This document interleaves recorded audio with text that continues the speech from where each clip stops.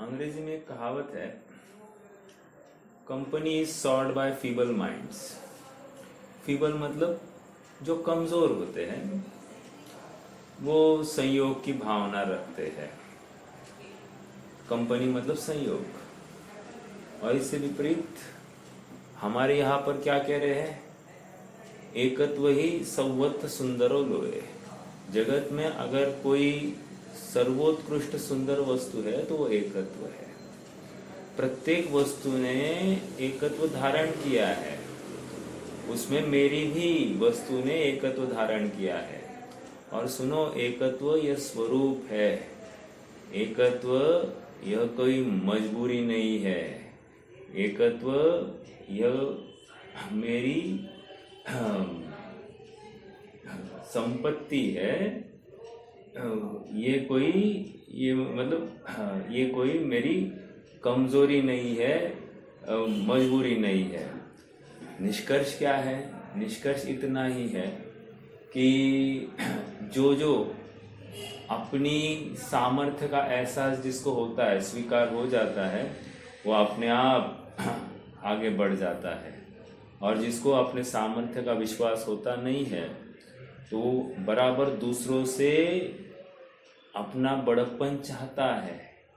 और जिसको अपने सामर्थ्य का विश्वास हो गया है, उसको दूसरों की अपेक्षा नहीं है। समझ में आ रहा है क्या? और योग ऐसा बनता है कि दूसरे अपने आप उसको बड़प्पन दे देते हैं। मुनियों की खान पान की चर्या अर्थात एषणा समिति की चर्चा हमारी चल रही है। प्रसंग गाथा 229 का है। और यहाँ पर आचार्य देव कह रहे हैं कि साहब, आपको जो भोजन करना है, आहार चर्या जो करनी है, वो मद्यपान से रहित ही करनी है। और इसको लेकर हमारी चर्चा इतनी फैल गई है। गाथा का एक बार पाठ करेंगे और उसके बाद में कुछ चर्चा है तो वो देख लेंगे। एकम खलु तम भत्तम, पेज नंबर 105। एकम खलु तम भत्तम अपरिपूर्णोदरम जहालद्दम चरणं भिक्षेण दिवा रसावेखम न मधुमंसम। अच्छा, आहार लेने का परिमाण भी एक बार विचार कीजिए। आहार लेने का परिमाण कह रहे हैं कि पेट के 4 हिस्से करना। 4 हिस्से में 2 हिस्से में जो भोजन है वो लेंगे, 1 हिस्से में पानी और बचा हुआ 1 हिस्सा खाली होगा। ठीक है, ये तो चर्चा हो गई थी अपनी, फिर भी एक बार ये आहार लेते समय में या आहार लेने के लिए जाते समय में चांडाल के द्वारा स्पर्श हो गया तो अंतराय मानकर रिटर्न आना है। ठीक है। और क्या है? हाँ, मान लो जिस घर में मरण हो गया है वहां पर भी वे भोजन नहीं लेंगे। 2, तीसरा, अगर जिस राज्य में राजा का भय है उस राज्य में भी वे भोजन या आहार चर्या नहीं करेंगे। समझ में आ रहा है क्या? हाँ।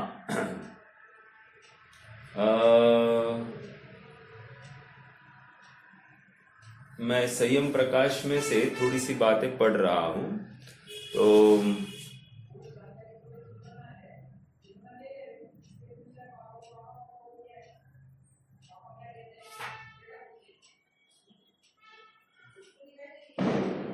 देखो,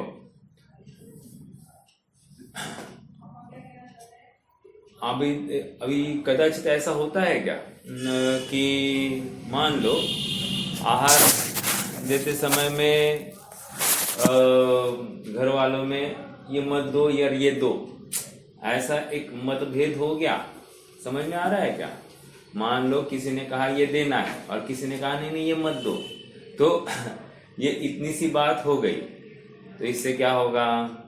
इससे उनको शंका आएगी और ये नहीं दिया तो अंतराय मानेंगे और चले जाएंगे। दूसरी बात, यदि उनको कारण बताया भाई ये आहार आपके प्रकृति के विरुद्ध है, तो वो विचार करे। समझ में आ रहा है क्या? उनके प्रकृति के विरुद्ध है इसलिए नहीं दिया, इतना बोल दिया तो चलेगा, बट वो अभक्षय जाति का होगा इसलिए नहीं दिया गया, ऐसा होगा तो वो पूरा भोजन ही सेवन करने योग्य नहीं है, ऐसा मानकर वे रिटर्न चले जाएंगे। समझ में आ रहा है क्या? मतलब अमर्यादित ही होना चाहिए, ऐसा उनका सोच हो सकती है।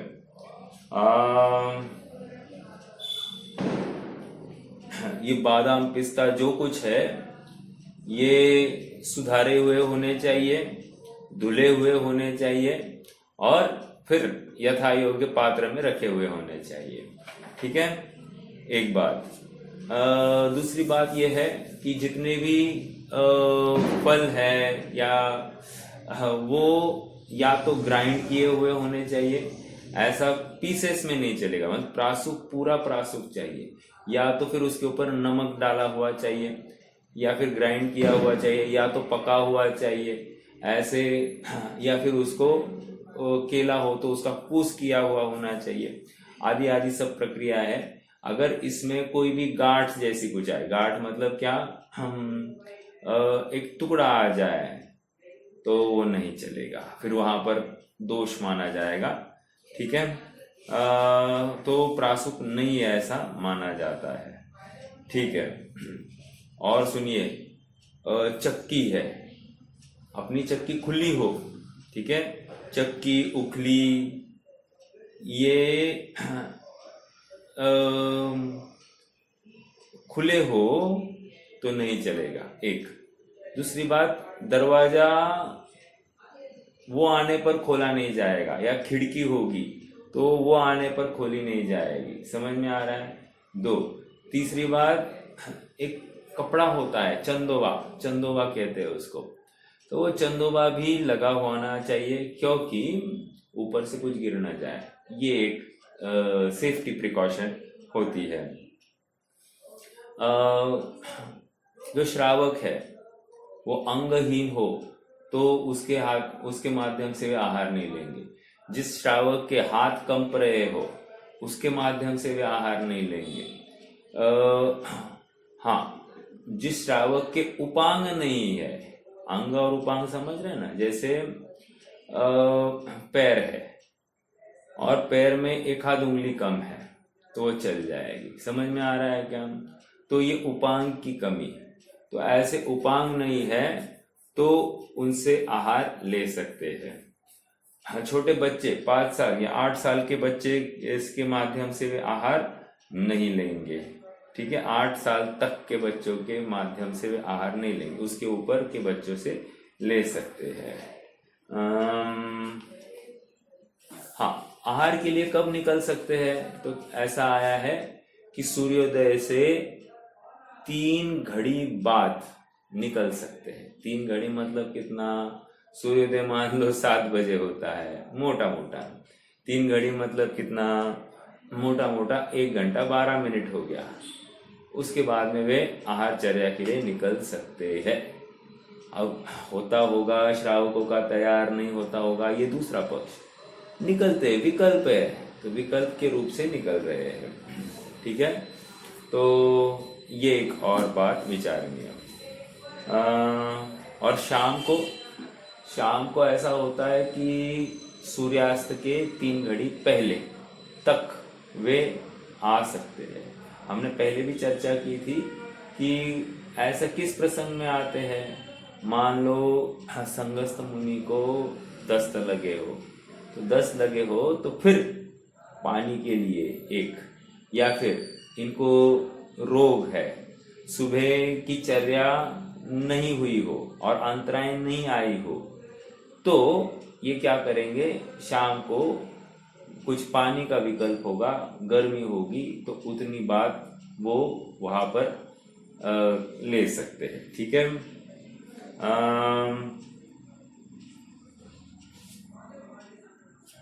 अभी चौथे में मान लो भोजन बिखर गया हो, कभी कभी गिरता भी है ना, बिखरा हुआ होगा तो भी नहीं चलेगा, दोष। समझ में आ रहा है? हाँ,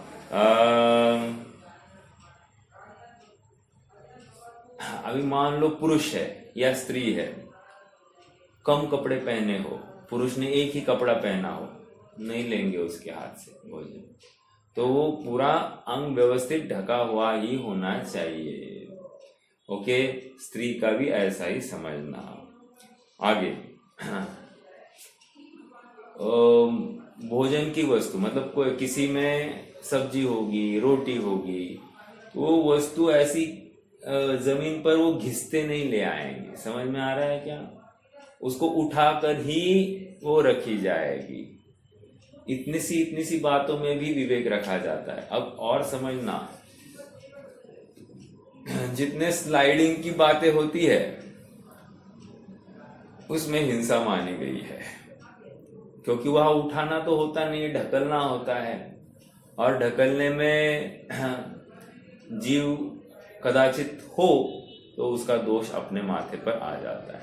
अरे कदाचित हो नहीं, हो अथवा नहीं हो, लेकिन स्लाइडिंग में जहां जहां घिसकर काम किया जाता है वहां पर दोष आता ही आता है।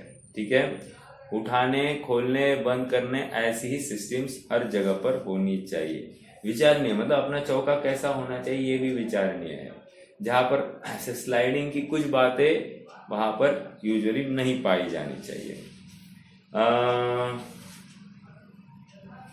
हाँ जी, और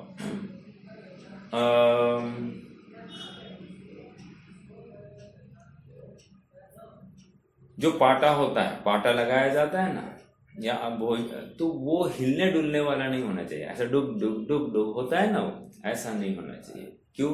गिरने की संभावना, मतलब कुछ भी हो सकता है।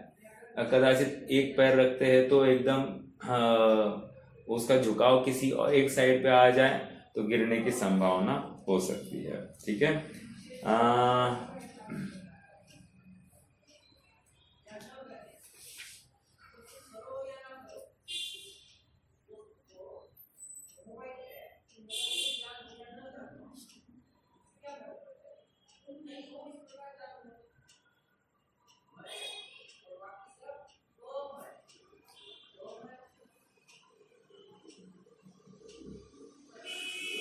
देखिए यहाँ पर और बातें है। बात यह है कि उठाना रखना, इसमें भी विवेक होना, देखकर उठाना, देखकर रखना, ये सब बातें होगी। ठीक है,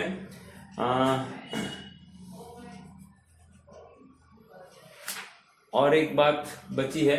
बात यह है कि जैसे दाल है ना, तो मान लो मूंग है, राइट, खड़ा मूंग है, तो उसको पहले ना उखल में थोड़ा सा दरदरा किया जाएगा और फिर उसको उबाला जाएगा। ठीक है, भिगोया जाएगा, उबाला जाएगा, जो करना है सो करो, लेकिन प्रोसेस यही होगी। ठीक है, तो ये एक विचारणीय बिंदु। हाँ, अखंड कोई भी दाल लेने में क्या तकलीफ है? मतलब खड़ी चीज लेने में तकलीफ ये है कि उसमें जीव उत्पत्ति की योग्यता थी, तो उसको अचित्त नहीं किया गया, तो उसको सचित्त ही माना जाता है। भली सूखी हुई चीज है, उसको अचित्त ही माना जाता है। उसी प्रकार बघार देते हैं, बघार में हम जीरा आदि डालते हैं, सौंफ आदि डालते हैं, तो वो खड़ी नहीं होनी चाहिए, वो उसमें थोड़ी सी उसका टुकड़ा तो किया हुआ होना चाहिए। अखंड नहीं चलेगी, 3/4 हो चलेगी, अखंड नहीं चलती। ठीक है, तो ये और एक विचारणीय बिंदु। हाँ, मतलब कोई भी चीज अखंड नहीं लेनी चाहिए। मान लो आटा है, आटे में एक हाथ गेहूं का अखंड कण आ गया, नहीं चलेगा। समझ में आया? या फिर दलिया बनाया हो, दलिया में एक हाथ गेहूं अखंड आ गया, नहीं चलता है, उनको उसमें खंड ही चाहिए। ओके, हाँ मुकेश भैया, प्रश्न है क्या कुछ? जीरा को भी ये करके डालना चाहिए? हर चीज जो आप सब्जी में यूज करने वाले हो, मतलब जीरा हो, धनिया हो, सौंफ हो, जो डालना है आपको, मेथी होगी, सरसों तो नहीं चलती है ना, सरसों तो दोष ही माना गया है, वो तो उसका डायरेक्टली द्विदल का दोष आ जाता है। लार के साथ संपर्क होते ही उसका द्विदल का दोष आ जाता है। इसलिए सरसों में, सरसों का तेल चलता है लेकिन उसका दल जो है ना, दल द्विदल कर देता है, तेल चल जाता है। जयपुर साइड में ना वो दूसरी कोई सरसों यूज करते हैं, वो बोलते हैं कि वो द्विदल नहीं है, ऐसा कुछ। अभी सरसों का नहीं, देखो सीधी सी बात है, जो डाइकॉट है, डाइकॉटिलीडॉन जो होते हैं उसको द्विदल कह रहे हैं। अब भिगोने पर उसके 2 फाड़ हो रहे हैं तो वो द्विदल होना ही चाहिए, ऐसा है। देखो और अब ये सोयाबीन, सोयाबीन क्या है, डाइकॉटिलीडॉन, कितना हार्ड प्रोडक्ट है लेकिन वो डाइकॉटिलीडॉन है, मतलब उसके 2 फाड़ होते ही होते हैं। हाँ, मेथी, मेथी का दाना आपने देखा है, मेथी भी अपने आप में उसके भी 2 फाड़ होते हैं, तो वो भी द्विदल के दायरे में चली जाएगी। ठीक है, तो ये एक विचारणीय बिंदु है ना। और एक बात विचार करना, हाँ नॉर्मल बात बता रहा हूँ, जैसे भोजन आहार चल रहा है, आहार चल रहा है, तो हर एक दूसरे कवल के बाद में मुनिराज को पानी दिया जाता रहे। ऐसा क्यों, मालूम नहीं उनको अंतराय कब आएगी। और मान लो हम देते जा रहे भोजन देते जा रहे हैं और अचानक अंतराय आ गई, तो अब अंतराय आने के बाद में एक कण भी न पानी लेंगे ना आहार लेंगे, मतलब अब भोजन का कवल नहीं लेंगे, कण भी नहीं लेंगे, और वहां सिद्ध भक्ति करेंगे और निकल जाएंगे। अब उस केस में होता क्या है, देखो जब अंतिम ये ग्रास पूरा खाकर हो गया है, उसके बाद में पानी लिया जाएगा। पानी लेते हैं तो वहां पर कुल्ला मतलब अपना टंग से ही, टंग पूरे दांत में चारों ओर घुमाई जाती है, प्रॉपरली उसको रिंस किया जाता है और निगल लिया जाता है वो पानी। तो इससे क्या होता है कि दांत भी लगभग सब साफ हो जाते हैं। अब मान लो अंतराय आ गई तो पानी भी लेना नहीं है अभी, अब क्या करेंगे, तो अब ऐसा करते हैं कि वे अपने मुख में लार इकट्ठा करते हैं, लार इकट्ठा करके उसको मुख में चारों तरफ घुमा देते हैं। तो अनाज का कण कहीं दांत में अटका है, रुका है, तो वो भी साफ करने की उनकी चेष्टा चलेगी और फिर उसको निगल लेंगे। निगलने के बाद में फिर सिद्ध भक्ति और फिर वहां से निकलेंगे। कहने की बात इतनी है कि ये पानी एवरी सेकेंड कवल के बाद में दिया जाना चाहिए, मतलब ऑफर करो, समझ में आ रहा है। तो ये एक विचारणीय बिंदु है ना। लॉजिक्स कितने हैं आहारचर्या, और कितना खाना है मुनिराज को अपने को पता नहीं ना, कितनी शर्त लेकर आए हैं मालूम नहीं है। मान लो इतने ही कवल खाएंगे ये लेकर आए होंगे, अभिग्रह करके आए होंगे, तो हम कैसे कर सकते हैं ना। तो हमको निरंतर उनको पानी भी साथ साथ देना चाहिए। ठीक है,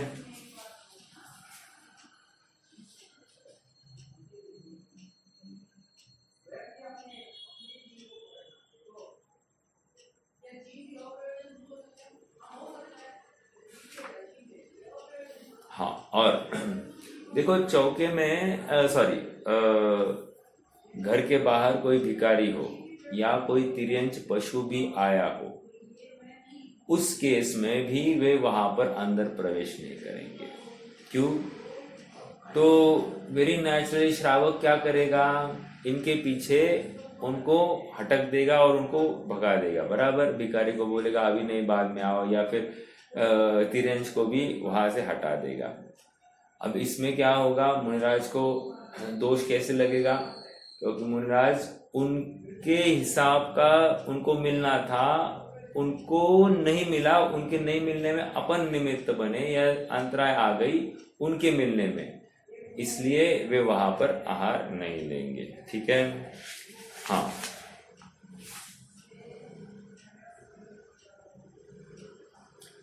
और एक बात कही है, जैसे चूल्हा है, चूल्हा खुला नहीं होना चाहिए। चूल्हे के ऊपर मान लो कोई पानी रखा हुआ होना चाहिए। एक बात ये कह रहे हैं। हाँ, मतलब चूल्हा में एकदम से आप पानी डाल दो उनके सामने, नहीं चलेगा। मतलब चूल्हा लकड़ी नहीं जले तो इसलिए एकदम से पानी डाल दिया जाए, ऐसा नहीं चलता है, ठीक है। तो उसके पहले ही सब आपकी विधियां होनी चाहिए। अभी आज के डेट में चूल्हा कहाँ चलता है, गैस चलता है। गैस मालूम है अभक्ष के कैटेगरी में आती है। समझ में आ रहा है क्या? क्यों आ रही साहब? अरे वो पेट्रोलियम प्रोडक्ट है, मतलब योग्य नहीं है, ऐसा कहा। बट अभी मैं भी इसमें प्रश्न चिन्ह है। क्यों? क्योंकि बायोगैस तो पहले भी चलता होगा, तो बायोगैस कैसा चलता था, तो अपने आप में विचारणीय। वहाँ पर भी सेम प्रोसेस है, लेकिन कूड़े से ही वहाँ पर गैस बनती है और वही आकर चूल्हा चलता है। अब ये विचारणीय बिंदु है, मुझे भी इसके ऊपर थोड़ा सा विचार करना पड़ेगा। बट नॉर्मल चूल्हा की ही बात रखी गई है।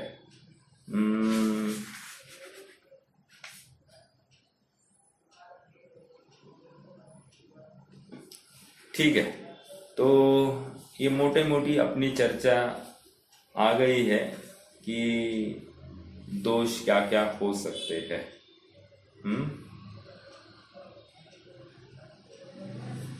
और थोड़ा सा एक दो बिंदु ये है। मान लो मुनिराज के खड़े रहने की सामर्थ्य नहीं हो, राइट? तो इतना हो सकता है कि निर्यापक आचार्य उनको जंघा बल देकर वन से श्रावक के घर तक लेके आए। श्रावक के घर तक मतलब जहां यथार्थ विधि मिले वहां तक, ठीक है। अब नहीं उसके बाद में वे मुनिराज को अकेला छोड़ेंगे। मतलब अकेला छोड़ेंगे मतलब क्या? एटलीस्ट आहारचर्या लेने के लिए उनको स्वयं से अपने बल पर ही खड़ा रहना है। वहां पर अन्य किसी का सपोर्ट नहीं चलेगा, एक बात। दूसरी बात, मैंने ये तो बताया था मैंने कि अंजुलिपुट जुड़ रही हो तब तक ही वे आहार लेंगे। अंजुलिपुट जुड़ने में समर्थ नहीं है तो वे आहार नहीं लेते। समझ में आ रहा है क्या? अब कोई ऐसा लेता है, ऐसा, तो ये योग्य तरीका नहीं है। ओके, मतलब डिश में रखे जैसा ऐसा नहीं आहार लिया जा सकता। अंजुलिपुट खुली, अब आहार नहीं लेंगे, ये बात चलती है। मतलब वो अंजुलिपुट खुली है, ये उसका परिचायक है। अब श्रावक को क्या समझेगा, ये ऐसा ले रहे हैं तो अब नॉन स्टॉप चालू है, तो ऐसा नहीं चलेगा, ठीक है। तो ये सब मतलब हम जानकारी चाहिए कि हमारा मार्ग कैसा होगा। हमारे सामने जो प्रदर्शित किया जा रहा हो ऐसा ही सच्चा मार्ग है या अन्य प्रकार से कुछ है, विचार करना। और होता क्या है, देखो तकलीफ कोई गलत आचरण कर रहा है उसकी नहीं है, तकलीफ ये है गलत देखकर हमारा निर्णय गलत नहीं होना, ठीक है।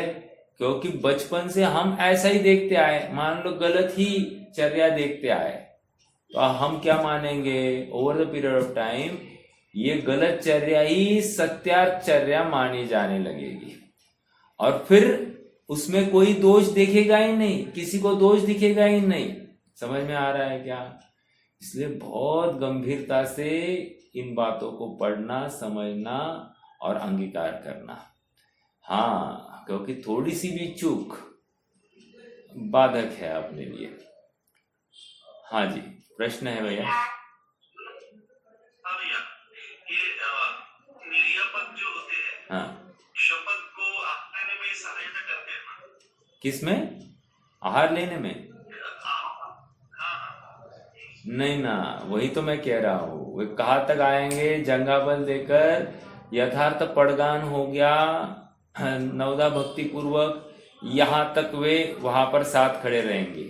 उसके बाद में जो आहार ग्रहण कर रहे मुनिराज है, जो वृद्ध हुए होंगे, उनको स्वयं के बल पर वहां पर चौके में खड़ा रहना पड़ेगा।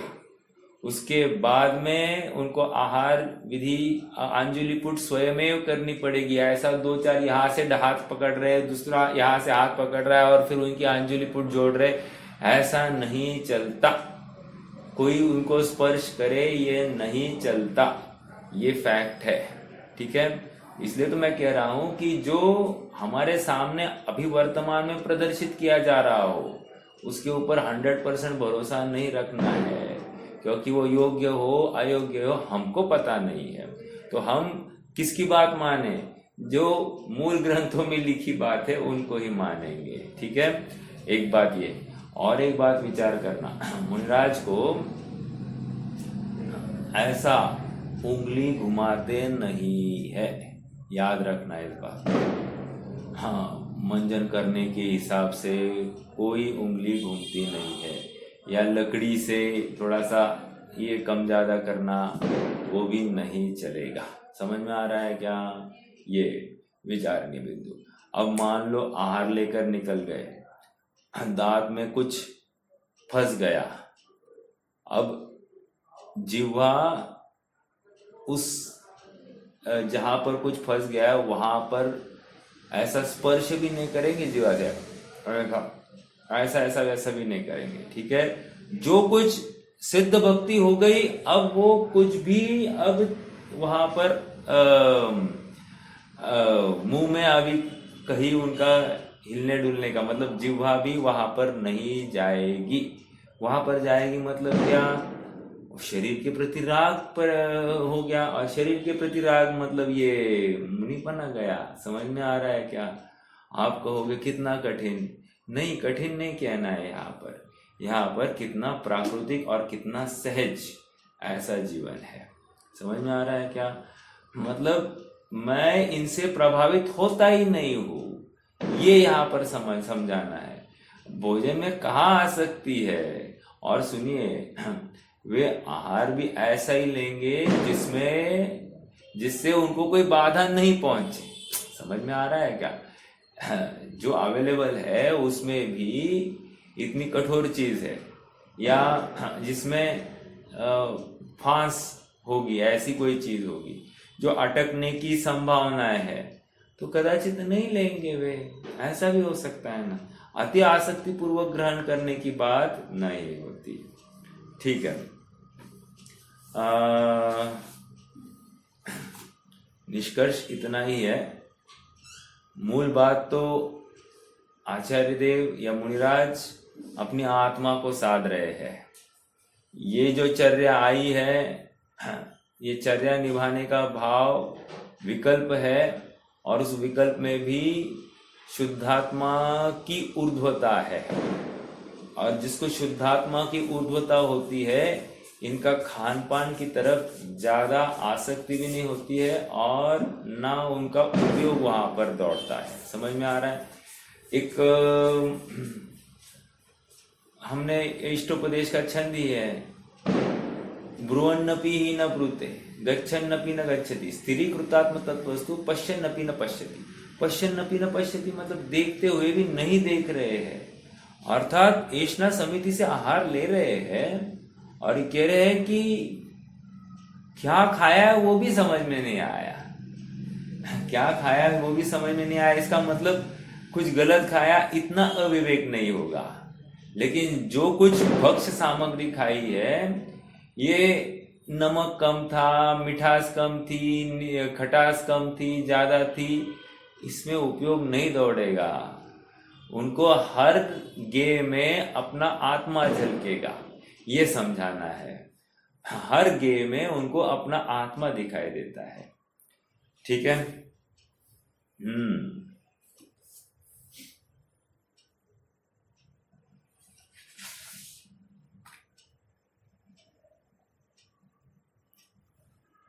ठीक है। और थोड़ी सी बात खान पान संबंधी नहीं है, लेकिन मैं समझता हूं कि ये भी एक जानकारी विशिष्ट अपने को होनी चाहिए। जैसे मान लो मक्खी ऐसी भिनभिना रही है आगे सामने से, तो ये ऐसा नहीं करेंगे, ऐसा नहीं करेंगे। समझ में आ रहा है क्या? वो भी उच्छृंखलता नहीं होगी। अरे हमने जब छह ढाला में ये पढ़ा है कि हिरण ये ऐसे पत्थर के समान बैठ जाते हैं कि हिरण आकर अपनी उपल खाज खुजावते, अपने शरीर की खाज मिटाने के लिए वे इनके साथ में रगड़ते हैं अपना शरीर। रगड़े अथवा नहीं रगड़े, इसमें से हमको टेक अवे क्या है कि इतना वे अपने आत्मा में लीन हो जाते हैं, अर्थात भाव पक्ष भी इतना स्ट्रांग होना चाहिए, ठीक है, कि आत्मा की भावना इतनी ऊर्ध्व होती है। और ये एकमात्र स्वरूप का स्मरण के बल पर होता है। जहां पर स्वरूप का विस्मरण होता है, अपने आप बाहर में फिर इष्ट अनिष्टता वहां पर भाषित होने लगती है। और जहाँ स्वरूप का स्मरण हो गया है, वही तो बाहर में फिर कुछ इष्ट अनिष्ट तो भाषित ही नहीं होती है। बाहर की कोई व्यवस्था उनको प्रभावित करती ही नहीं है, ठीक है। हाँ जी, चलिए थोड़ा सा अब पढ़ लेते हैं। यहाँ पर दिन में एक बार आहार मिल रहा है ना, पेज नंबर 105 पर अमृतचंद्र स्वामी का अपन पढ़ेंगे। ये अभी हो गया था लगभग अभी, लेकिन चलो। हाँ, दिन में एक बार आहार ही युक्ताहार है, क्योंकि उतने से ही श्रामण्य पर्याय का सहकारी कारण रूप शरीर टिका रहता है। एक से अधिक बार आहार लेना युक्त आहार नहीं है, क्योंकि शरीर में अनुराग से ही अनेक बार आहार लिया जाता है। इसलिए वह आहार अत्यंत हिंसायतन अर्थात हिंसा का आयतन घर होने से योग्य नहीं है, युक्त आहार नहीं है, तथा अनेक बार आहार लेने वाला साधु शरीरानुराग से सेवन करने वाला होने से योगी नहीं है। एक से ज्यादा बार आहार लेने की भावना ये देह दृष्टि की अधिकता का परिचायक है, ठीक है। अपूर्णोदर अर्थात उनोदर अधपेट आहार ही युक्त आहार है। पहला पॉइंट क्या था, एक बार आहार युक्त आहार है। अब दूसरा पॉइंट क्या कह रहे हैं, उनोदर आहार ही युक्त आहार है, क्योंकि वह योग का घातक नहीं है। पूर्णोदर आहार अर्थात भरपेट भोजन प्रतिहत योग वाला होने से कथनचित हिंसायतन होता हुआ युक्त आहार नहीं है। पूर्णोदर आहार करने वाला प्रतिहत योग वाला होने से योगी अर्थात युक्त आहार का सेवन करने वाला नहीं है। इन शॉर्ट यहाँ पर ज्यादा भोजन होगा तो प्रमाद होगा, और प्रमाद होते ही निद्रा आएगी। निद्रा आने से स्वरूप में असावधानी, और असावधानी में कोई भी हिंसा हो सकती है। समझ में आ रहा है क्या? तो ये सब बातों का ख्याल रखा जाता है।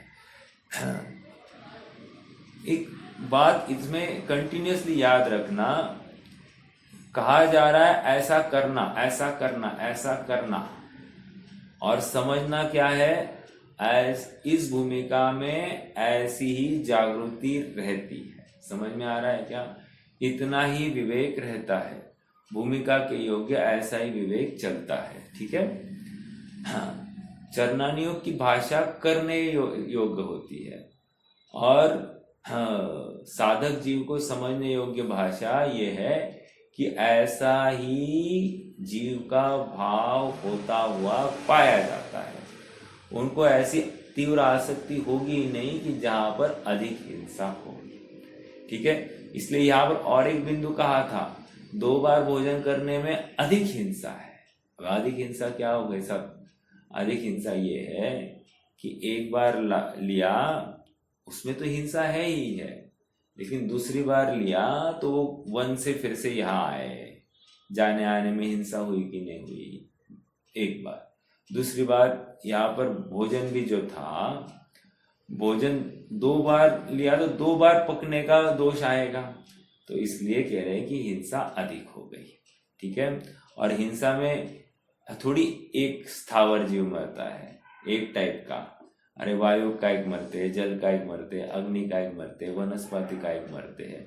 इतने असंख्यात जीव राशि को मारकर फिर तो हम आहार ग्रहण कर रहे हैं, समझ, मतलब उनकी आहुति के बल पर ही तो ये ग्रहण किया जा रहा है। तो आप, और पृथ्वी का एक भी, उनका भी उसमें अभाव होता ही है। जैसे आपको पता है क्या, वो नमक का पत्थर है, पत्थर, राइट। वो पत्थर क्या होगा ऐसा कि हमने डायरेक्टली वो डली ही नमक में डाल दी, तो चलेगा? तो नहीं चलेगा। क्यों नहीं चलेगा? कह रहे कि ये इसलिए नहीं चलेगा क्योंकि अभी वो डली है ना, भले बाहर का भाग उसका जीव रहित है, लेकिन अंदर की साइड को उसमें जीव राशि हो सकती है। जीव राशि हो सकती है, पृथ्वी का एक जीव ही है, तो वो रह सकते, इसमें कोई विरोध नहीं है, ठीक है। तो इसलिए उनको पीस कर ही नमक लिया जाता है। हाँ, अखंड डली नहीं डाली जाती, ठीक है।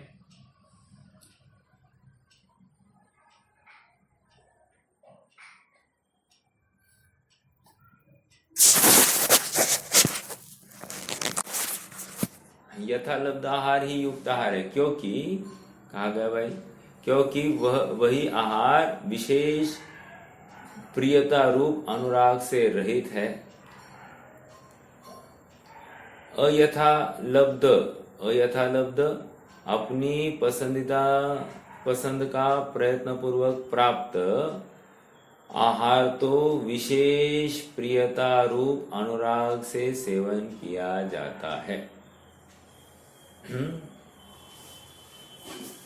मतलब कोई डिमांड नहीं होगी, आज ये बनाना, आज ये चाहिए, आज वो चाहिए, ऐसा कोई कम्युनिकेशन नहीं होगा। एक मांग कर नहीं लेंगे, दो श्रावक जैसा देव वैसा ही लेते हैं, तीन श्रावक के मुख पर थोड़ा सा भी अनादर दिखाई दिया तो वहां से हट जाते, चार श्रावक मान लो ऐसा भी हो सकता है क्या कि श्रावक थोड़ा सा गुस्सा करे घर वालों को, ठीक है, तो श्रावक थोड़ा सा गुस्सा करे घर वालों को, मान लो बच्चे भाग रहे होंगे तो अंतराय तो आती ही आती है।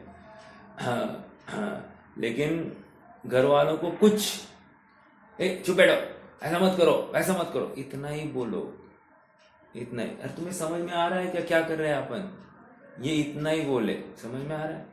तो इतनी सी बात में वहां पर वे अंतराय मानेंगे, ठीक है। उनके सामने ऊंची आवाज में या झगड़े के टोन में बात नहीं होती। चलिए आगे। नहीं, देखो, ये बात उनके सामने की नहीं चल रही है। भोजन के समय में हमारे घर का वातावरण कैसा होना चाहिए, ये उसका एक मापन किया जा रहा है। ऐसा नहीं है कि खींचतान के ये सब किया जा रहा है। जैसे मान लो मुनिराज सामने इसलिए गुस्सा नहीं कर रहे हैं, ऐसा नहीं चलेगा। क्यों नहीं चलेगा साहब? अरे तुमने पड़गान किया तब बोल दिया मन शुद्ध है। मन शुद्ध मतलब कषाय से रहित है, समझ में आ रहा है क्या? हाँ, कलिमल भाव और कलुषता वाले भाव वहां पर नहीं पाए जाएंगे, ठीक है। पूछना था, जैसे श्रावक असावधानी हुई आहार देने में, जैसे अभी एग्जाम्पल पानी चना आ गया है, असावधानी, तो वो दोष सिर्फ श्रावक को ही लगेगा अगर ऐसा हुआ। एक एग्जाम्पल ऐसी बोल सकते, देखो आपने उदाहरण श्रावक की असावधानी का दी। देखो, श्रावक इतना बड़ा ब्लंडर नहीं कर, मतलब ये छोटी मोटी बातें नहीं है, बहुत बड़ी बात है। तो इतना बड़ा, तो बहुत बड़ा, छोटी भी बातें नहीं हुआ तो क्या? हाँ, तो अभी कदाचित की बात है। एक बात मान लो श्रावक के भी ज्ञान में नहीं आया, उन्होंने बनाते समय तो ठीक ही बनाया था, लेकिन हो गया, कुछ तो आ गया, तो फिर उसमें क्या है, श्रावक की दोष नहीं है। बट मुनिराज को ख्याल में आया तो मुनिराज को दोष लगेगा। यदि श्रावक को पता है और वैसे ही वो मुनिराज को देता है तो दोष श्रावक का है, और श्रावक को पता है और फिर भी दे रहा है मुनिराज को, और मुनिराज ले रहे हैं और मुनिराज को शंका आई है कि कुछ न कुछ प्रॉब्लम है, तो भी वे ले रहे हैं, तो भी वहां पर उनको भी उतना ही दोष आ जाएगा। समझ में आया? 3 कंडीशंस की। एक तो श्रावक को पता है, मुनिराज को पता नहीं है। दूसरी कंडीशन, श्रावक को भी पता है, मुनिराज को भी पता है। और एक तो श्रावक को पता ही नहीं और मुनिराज को भी शंका नहीं आई, ऐसा भी हो सकता है। तो उसमें कोई विरोध नहीं है। समझ में आया? लेकिन एक बात ध्यान रखना, उनका आहार जो चल रहा है ना 10 मिनट का नहीं रहता है, तो वो प्रॉपर काफी समय का चलता है। अपन ने देखा था 3 मुहूर्त तक वे आहार ले सकते। तो आप अनुमान लगाओ कि वो एक एक कवल कितने शांति से, धैर्य से चबाते होंगे, निगलते होंगे, उसमें 2 कवल के बीच में कितना समय जाता होगा। चलो मान लेते हैं कि 3 मुहूर्त तो बहुत एक्स्ट्रा टाइम बोल दिया, कम बोलेंगे, कम से कम 1 मुहूर्त तो चलेगा कि नहीं चलेगा? 1 मुहूर्त तक चलेगा। और मेरा प्रश्न है, 10 ग्रास खाने हैं, 10 ग्रास 10 ग्रास मतलब 10 कवल नहीं बोल रहा हूं मैं। 1 ग्रास में होते हैं 1000 चावल के दाने। 1 ग्रास का प्रमाण क्या है? 1000 चावल के दाने। अभी मैक्सिमम 32 ग्रास की बात चली है मुनिराजों के। आरिका माताओं की क्या कितनी चलती है? 28 ग्रास प्रमाण। तो ये फिक्स पैरामीटर्स है। मुझे तो इतना कहना है कि एक ग्रास को भी खाने के लिए उनको समय कितना लगना चाहिए।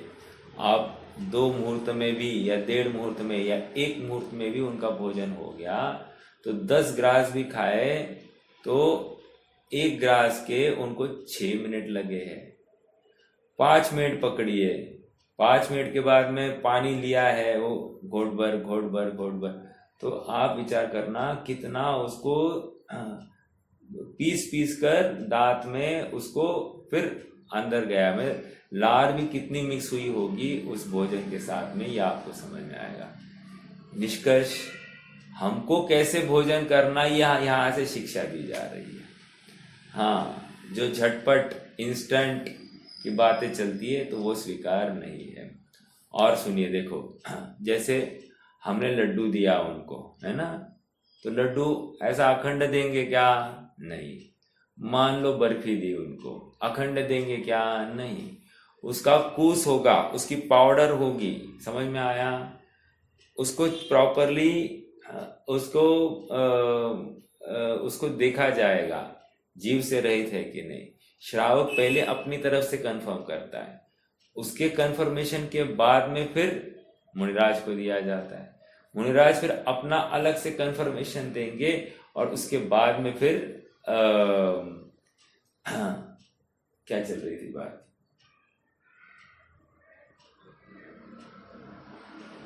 हाँ, देखने की, मतलब वो आहार इतना प्रॉपर होना चाहिए, मुनिराज कंफर्मेशन लेंगे और फिर वो उसका सेवन किया जाएगा।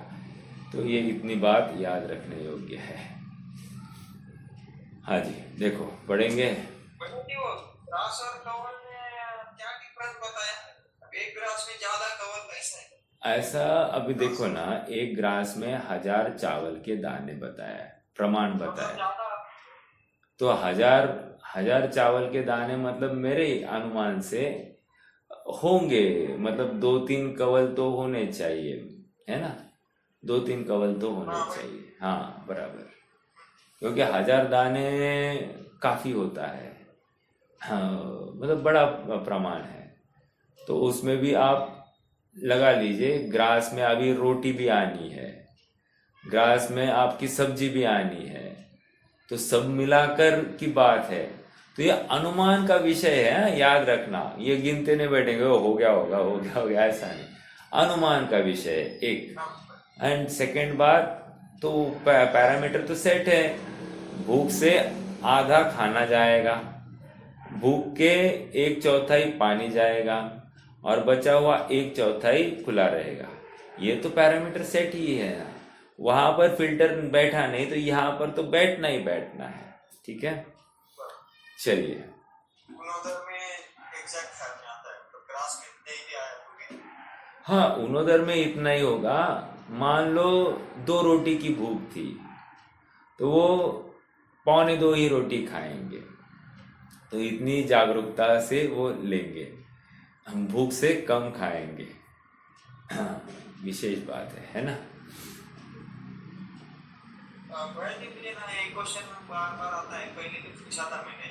अभी ये तब बढ़ाने के लिए ये आहार ले रहे हैं, लेकिन अभी जैसा अंतराय वगैरह है तो वैसे चले जाते हैं।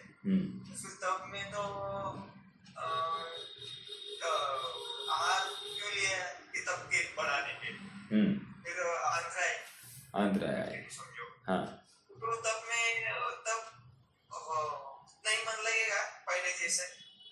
हाँ, वही तो फिर से कह रहा हूं ना मैं कि वे मुनि नाम अलौकिक वृत्ति, ठीक है। और एक निग्रंथो निरावेक्षो, निर्ग्रंथ जो होता है वो अपेक्षा से रहित होता है। निष्कर्ष क्या है कि मन लगेगा, ये बात ही नहीं है। कदाचित ऐसा होता है कि आपने को भी भूख से वे, हाँ, भूख से पीड़ित होंगे तो आकुलता होगी तो नहीं होगा। तो वही तो कह रहा हूं ना, ये सब अभ्यास उन्होंने पहले किया है। पहले मतलब कब? अरे पंचम गुणस्थान में कब किया? अरे प्रोषद उपवास त्याग प्रतिमा है ना, प्रोषद उपवास प्रतिमा, आई एम वेरी सॉरी, प्रोषद उपवास प्रतिमा वहां पर है। प्रोषद उपवास का क्या प्रयोजन है? अरे हफ्ते में 8-8 दिन बिना भोजन के उसको रहना है। तो अपने आप में ये तैयारी, ये अभ्यास उसका पहले से ही चल रहा है। हाँ, तो इसलिए उनको 1-8 दिन भोजन नहीं मिले तो आकुलता नहीं है। ठीक है। और निरंतर भावना क्या भा रहे हैं? वे अनाहरी स्वरूप की भा रहे हैं।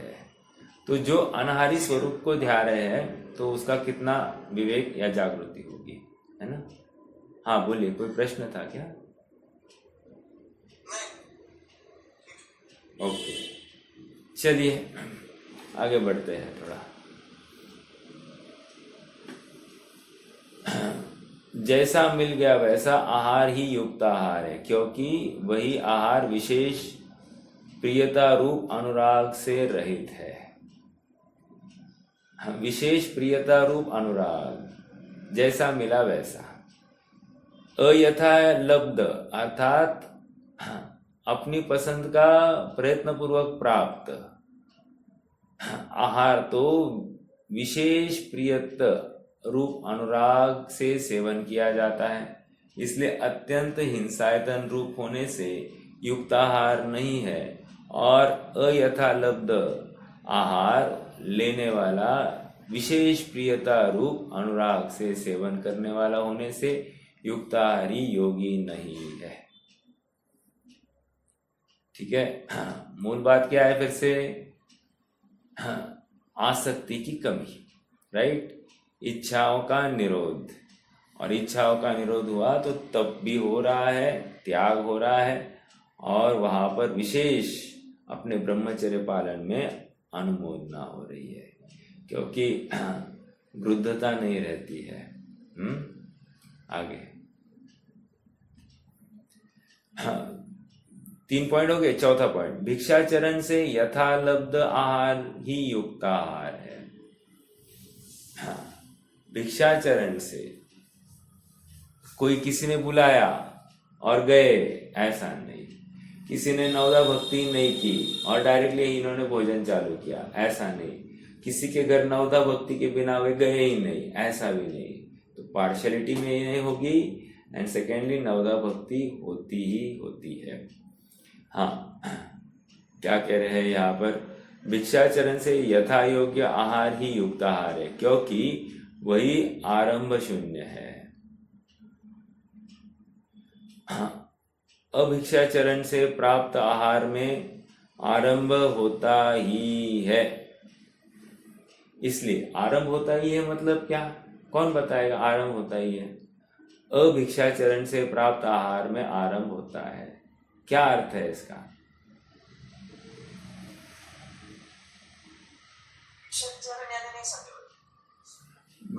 भिक्षाचरण मतलब, हाँ, ये मुद्रा लेकर गए हैं ना, तो मुद्रा लेकर गए हैं, ये भिक्षा की मुद्रा है। और इस मुद्रा को देखकर अपने आप सबको समझ में आता है कि मुनिराज की आहारचर्या के लिए निकले हैं। तो निकले हैं तो फिर वहां पर उस हिसाब से उनको पड़गाहन भी होगा, सब बातें होगी, है ना। मेरा प्रश्न ये है, भिक्षाचरण से यथालब्ध आहार युक्त आहार है, क्योंकि वही आरंभ शून्य है। अब भिक्षाचरण से रहित आहार आरंभ शून्य क्यों हुआ? देखो, आहार बनने, दोनों प्रक्रियाओं में आहार तो बनने के लिए उतना ही पाप हुआ है, उतना ही दोष हुआ है। समझ में आ रहा है क्या? अब यहाँ पर कह रहे हैं कि भिक्षाचरण नहीं है तो उस आहार के ग्रहण में आरंभ का दोष आएगा। कैसे आएगा? क्या फिर उनके निमित्त से वो आहार बना, तो पूरा जितना आहार का सेवन हुआ है, अर्थात घर वालों ने जितना आहार बनाया, जैसे बनाया, सबका उनके माथे पर आश्रव हो जाता है। समझ में आ रहा है? तो भिक्षाचरण से आहार ही होना चाहिए, एक बात। और दूसरा, क्योंकि वो आसक्ति पूर्वक नहीं है, उसमें कम हिंसा पाई जाएगी। ऐसे आहार के सेवन में अंतरंग शुद्धि रूप अंतरंग अशुद्धि प्रकट ही है। इसलिए वह आहार करने वाला साधु युक्ताहारी योगी नहीं है। आगे इस केस में एक डाउट था मुझे। हाँ, अपनी स्वाध्याय में था, जैसे मुनिराज बीमार है या फिर स्पेशल केस में वो डायरेक्ट लेते हैं झरने का पानी या फिर फल, आया था। भिक्षाचरण नहीं है फिर भी। अच्छा, नहीं, फिर देखिए क्या कह रहे हैं। अभी मान लो कमंडलू में पानी है ना, तो झरने का पानी लिया। तो झरने का पानी क्यों लिया? तो बहता झरना है ना। बहता झरने में क्या होता है कि वहां पर पानी टकराता है। टकराने से क्या हो गया? पत्थर से टकराया, आपस में टकराया तो प्रासुक हो गया, ऐसा माना जाता है। तो वो तो कमंडलू की बात है। अब कमंडलू का प्रयोग क्यों होता है? कमंडलू का प्रयोग इतने मात्र के लिए, शुद्धि। समझ में आया? उसके अलावा और कुछ भी नहीं है। तो एक बात तो ये हो गई। अब दूसरी बात, आप कह रहे कि फल तो पॉसिबल ही नहीं है ना, उनके पास फल कहाँ से आएगा? नहीं आएगा। मान लो उन्होंने मंगवाए हो, तो ये मांग कर हो गई ना, तो भिक्षाचरण नहीं होगा। समझ में आया? अब एक विशिष्ट केस है। कौन सी विशिष्ट केस? जब समाधिस्थ जीव है, और समाधिस्थ जीव है और अचानक समाधि वो सीज नहीं रही है, और अचानक ये कहने लगे तो बहुत क्षुधा पीड़ित हो रही है। तो फिर उस क्षुधा पीड़ा में वो कह रहे कि मुझे ये चाहिए, वो चाहिए, ऐसा खाना है, वैसा खाना है। तो फिर उस केस में मुनिराज क्या करते हैं? कदाचित कोई श्रावक आ गया, बाय चांस, है ना, बाय चांस आ गया दर्शनार्थ के लिए, और वो पूछे, मुनिराज, हे प्रभु, कुछ सेवा के योग्य कोई काम होगा तो बताइए। तो बारंबार पूछने पर फिर ये बताएंगे कि भाई हाँ, अगर तुम कुछ कर सकते हो तो ये लेकर आओ। अब देखो, मतलब जो कोई रबड़ी हो, बासुंदी हो, फल हो, जो कुछ हो, हाँ वो लेकर आओ। अब लेकर आओ इतना ही कहा है। और वो क्या करते, जब श्रावक लेकर आता है तो वे उसको सर्व करते हैं। जो समाधिस्थ जीव है उसको सर्व करते हैं और उसको कहते हैं देखो खाओ, अनादिकाल से हम खाते खाते अभी तक थका नहीं जीव। हाँ, इतना खाया है कि सुमेरु तक के ढेर बन गए होंगे, अनेकों ढेर बन गए होंगे। इतना तो खाया है और फिर भी ये अभी भी खाने की भावना रखता है। समझ में आ रहा है? हाँ, भिक्षाचरण से यथा योग्य आहार ही युक्ताहार है, क्योंकि वही आरंभ शून्य है। अभिक्षाचरण से प्राप्त आहार में आरंभ होता ही है, इसलिए हिंसायतन है, अतः वह आहार युक्ताहार नहीं है। ऐसे आहार के सेवन में अंतरंग अशुद्धि प्रकट ही है। अंतरंग अशुद्धि मतलब भावों में कमी आई है, शरीर बुद्धि आई है, ये आसक्ति है, अर्थात तुम्हारी आत्म भावना गिर गई है, ये भी उसका परिचय हो रहा है। हाँ, इसलिए वह आहार करने वाला साधु युक्ताहारी योगी है। हाँ, अपन नीचे थे क्या?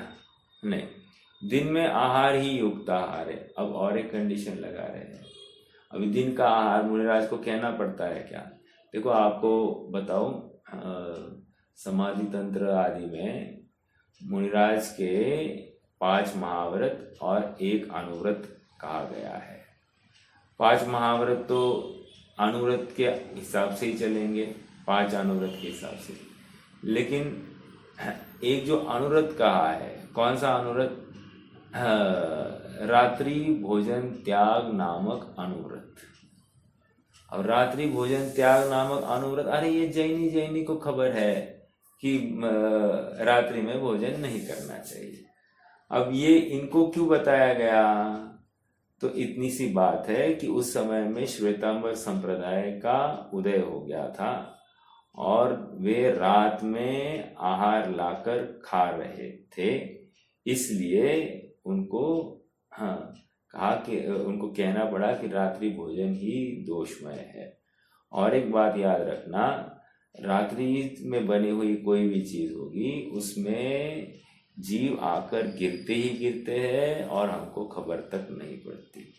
तो इसलिए रात्रि का भोजन का निषेध है।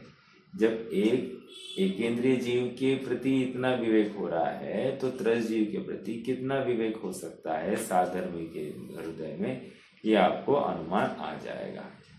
ठीक है, आज के लिए रुकते थे। कोई प्रश्न है तो कर सकते हैं, नहीं तो गिनवाने।